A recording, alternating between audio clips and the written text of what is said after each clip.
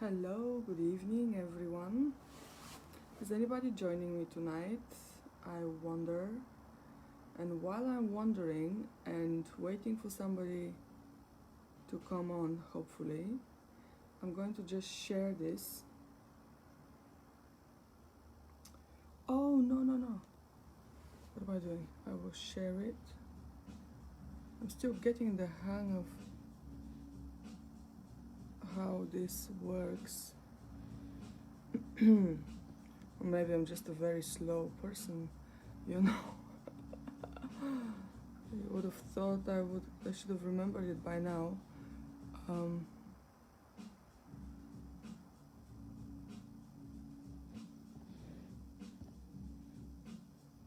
what I'm doing right now is actually, there you go, very unexpected and unplanned impromptu live. That's what you call it, isn't it? Because I was just asked by somebody to speak about breakups and how to deal with the breakup. How to go through a breakup or how to deal with the breakup. And at first I thought, okay, I'm going to talk about this next, and whenever this next may be, maybe tomorrow, but maybe not, because tomorrow is quite a full-on day for me. And as my nature goes, you just give me a deep topic and then try and stop me. I just love talking about deep topics, as you have probably noticed. And even though it's Sunday night, I'm more than happy to just hop on and share my views on it. Hello, one person. Are you going to be hiding or are you going to say hello? Either way is fine, although if you say hello would be great. Which actually brings me to say that, you know, I was also reminded today that many people go through shit and they hide with it because it's not cool, you know, to admit that you're struggling or that you're going through shit. And it kind of broke my heart because, you know, we all go through shit. You know, life is shit. If you are living and breathing, and I don't care who the hell you are, who you know, what you do, and how much you make, you go through shit. This is just inevitable unless you're enlightened, of course. If you're enlightened, you still go through shit, but you really don't suffer. That's the only difference, because life is shit. And that's not to say that you know, in a negative way, because it's life is shit, but life is beautiful shit. You know, when you manage to adopt that perspective, I guess, because it really is all about perspective. And I'm hoping tonight to give you a different one on breakups, a more empowering one. Where do I start? As usual, I really have no idea what I'm going to say, and that's great. So,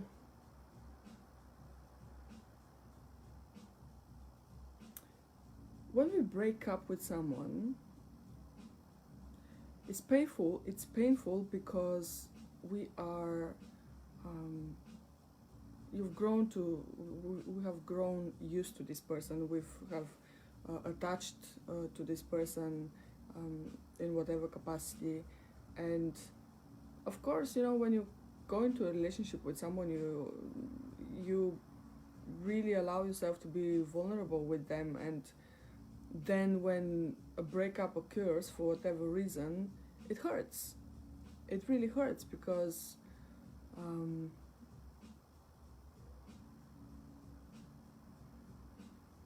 it's only natural to hurt, because it's like, I don't know why this analogy comes to mind, but it's almost like actually, yeah, it makes sense why this. Thanks for the love heart, whoever that was. I think it. I love this. I really have no idea what I'm gonna say. So now, when we get together with someone, when we grow attached with this person, we open up to them. We become vulnerable with them, and they become vulnerable to us as well. Usually, and then it's almost like through those soft, vulnerable spots, people connect, and sorry, and connect in a way where they kind of become one. They almost not even connect, but what's the word, like grow into one another. But basically, they become like almost like a unit, right? And then when this is like torn apart for whatever reason, it hurts. It's only natural. And if we pretend, don't know what's going on with my voice tonight, but if we pretend that, oh, we're all cool, we're fine, I'm good, I'm, just big deal. It's not a big deal. Oh, I'm over that. You're not, and it's very important to recognize that.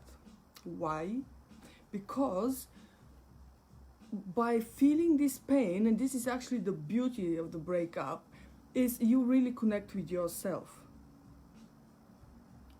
Not that yourself is pain, but the pain is almost like, I don't know, I read somewhere that that via pain we are alive. Whoever said that, but there's some sort of truth about it.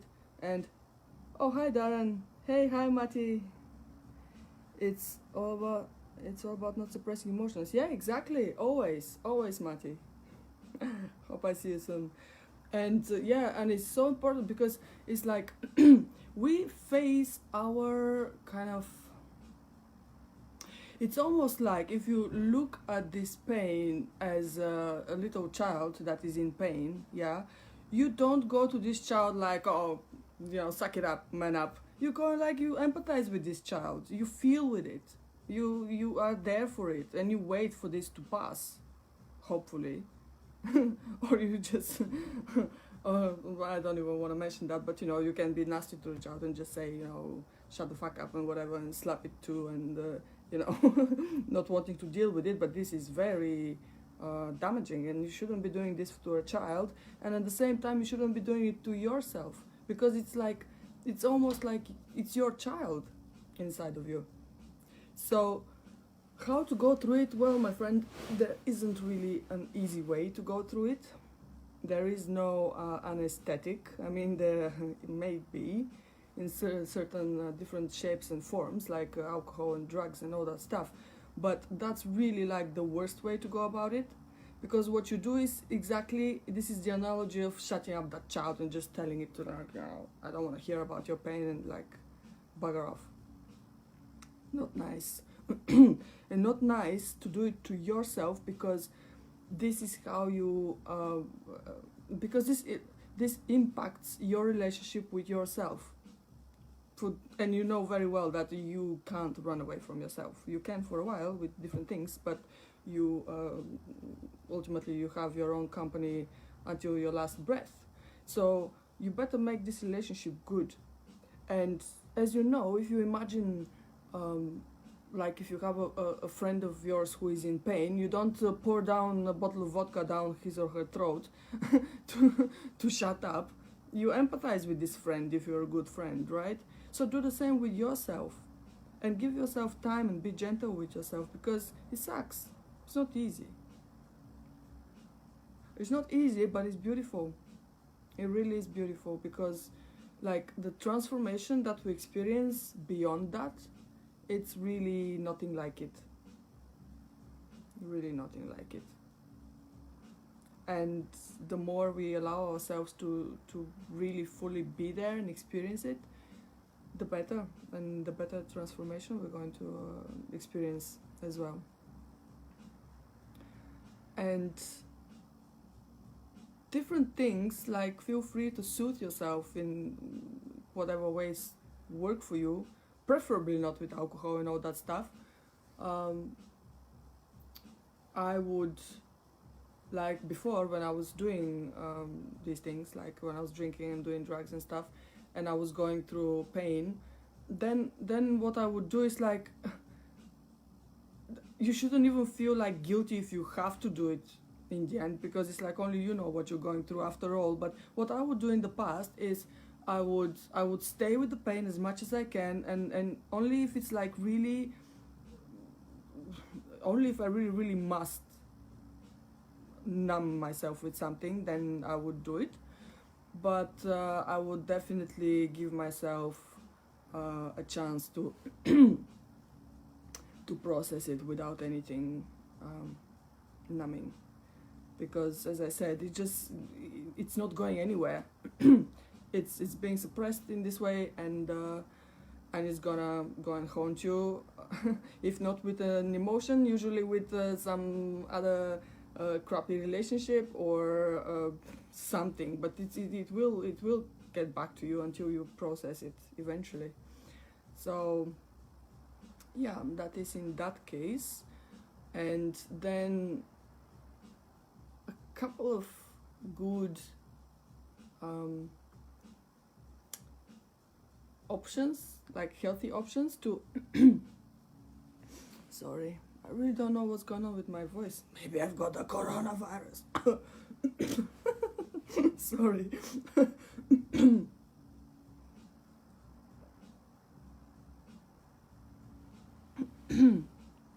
Of course, it's always good to like suit yourself in a way that is good for you. Like, even if you just give yourself a hug is great, or you can hug something like my friend Taz. He's very huggable and cuddly, and yeah, he's been through all my breakups, haven't you, Taz? You've seen all my shit. He's so cute. Look at his face. I mean, you can't really be down for too long when you see him. He's really cool. So yeah, you can have some creature, some soft cuddly creature to cuddle, or you can have a crystal, like this rose quartz. It's got very soft energy, and sometimes I like holding this to my heart as well. It hasn't happened for a good while, but yeah, if when I've been really in pain, it's helped me a lot. And last but not least, essential oils. Lavender is really good. I recently got a friend of mine hooked on it. It smells amazing. Yeah, I'm a bit of an essential oil junkie, but yeah, it's good also to, this is a very good brand. I can help you get it if you want. You can message me. I'm not really doing the business of this because, as you know, I feel much more passionate about my transformational coaching, in which case I'm here if you need that kind of support. But I can help you get this, and it's a really good brand because they're very pure, they're therapeutic grade, and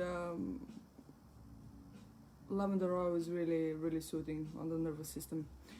So yeah, if you really have to support yourself with something soothing, I would recommend these 3 things, or the 4th one, hugging yourself.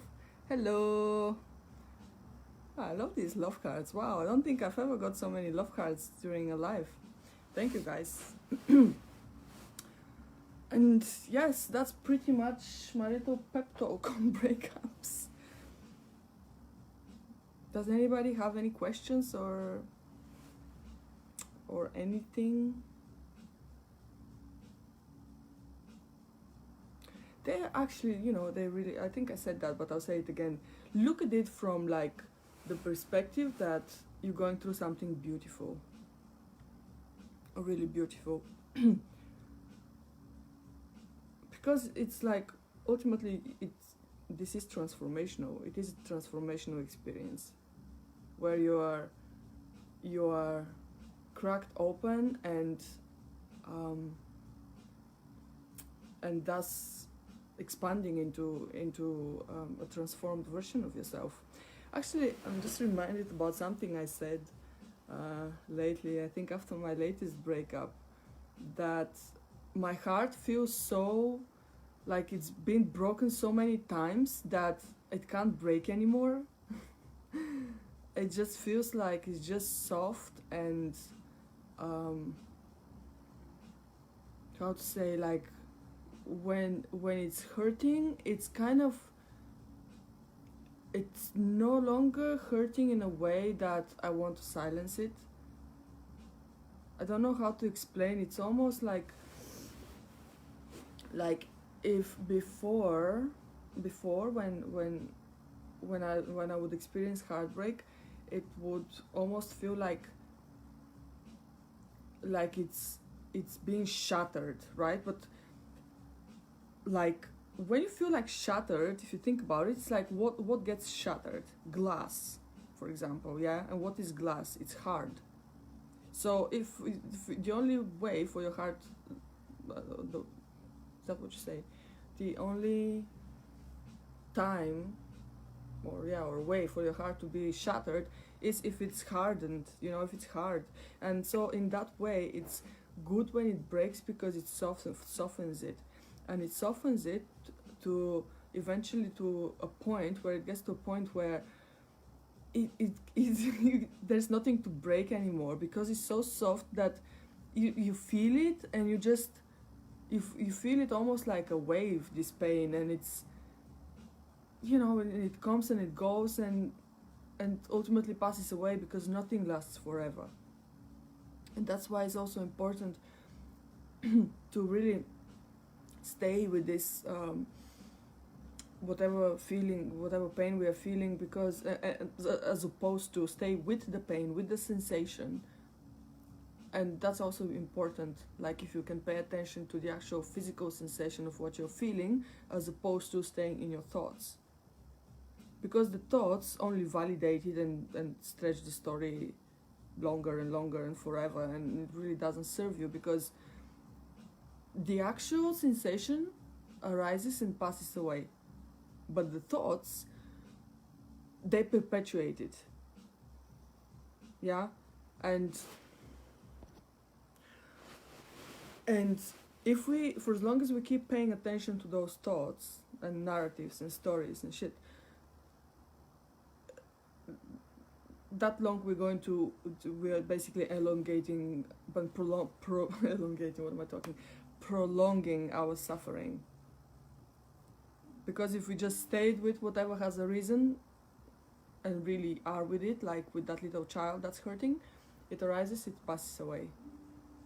But if every time it arises we start like pulling it into stories mentally as well, then as soon as it arises away, passes away, it arises again. You know what I mean? So it's like, that's how we kind of perpetuate our own suffering. Because suffering is a choice. I'm not going to go too deep into this one now, because it really is a very deep subject, and would you like me to talk about it more? Because I've been thinking about that, because it's a very controversial opinion, and most people usually reject it and say, what do you mean I don't want to suffer? Yeah, you don't want to suffer, but choice can be conscious and can be unconscious, and sometimes we think we're not choosing something, but we actually are. So yeah, so you can stay with that heartbreak with suffering and without suffering. You can't escape the actual sensation of pain, but it's totally up to you whether you're going to suffer because of it or not. Does that make sense? Can somebody tell me if that makes sense? Please.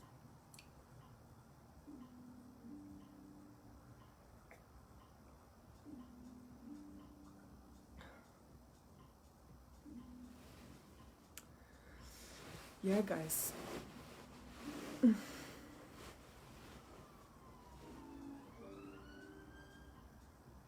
Not sure. I think I said it all, really.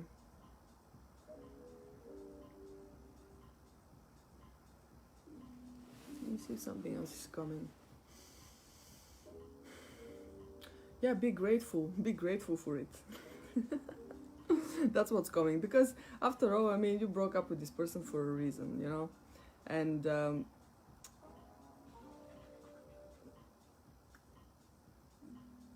maybe sometimes it's difficult to be grateful for something that's really so painful, but in such situations it may help you if you think about if you ask yourself, like, why is this so good for me, like why is this a reason for me to be grateful. Just keep an open mind, you know. This is not like an exam that you need to come up with like answers or a multiple choice question or something. Just keep an open mind, as opposed to saying, like, resisting the possibility that it may actually be good for you, like the actual breakup or the pain or whatever, because everything is happening for us, not to us, and it's up to us to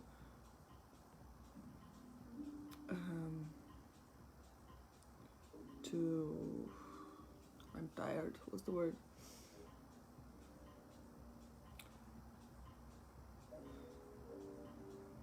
to make the most of what's happening. And that's exactly how you make the most of a breakup, what I just spoke about for the last 20 minutes or so. Any questions, my lovelies? Are you going to engage with me? Because if you're not, I'm gonna go. Sunday night, I was supposed to just be chilling. Not that I'm not chilling. This is really me, anyway. But you know, I can just go and chill without having to, like, provide and talk and la la la la la. I really hope this is helpful. I'd love to know that. Person who asked me, please let me know. Message me to let me know if it's helpful, because I know that you want to stay anonymous. Which also reminds me that if you watching now or a replay are struggling with something, I want to let you know that you're totally safe shooting me a message and asking me to talk about it just like this, so other people can benefit from it too. There's nothing scary in that, and there's nothing shameful if you're suffering, because as I said at the very start of this video, if you're breathing, you're suffering. It's just how it goes. I mean, suffering, not necessarily, but most of us are. So the only people who are breathing and are not suffering are the enlightened people, who, you know, they're different category people. And let's not measure with them. And yeah, the more we deny things we may be going through, the worse it is for us and for those around us, and we become assholes. If you know what I mean, because if every time when we suffer, we hurt people around us, whether we want to do it or not, and whether we realize it or not. It's a fact. Challenge me on that one if you don't believe me, but it's totally what's happening. So if you're a good person, be there for you, because when you're there for you, you're there for everybody else, and then you're really a good person. Not that otherwise you're a bad person, but you know what I mean. I think, actually, I don't believe there are bad people. There are, all people are good people, and then there are suffering people and non-suffering people. And good people who are suffering are often seen as bad people, and they're being judged and called names and all of that. Yeah. Well, that was a bit of a monologue. Nobody's saying anything anymore. Are you the ones hiding?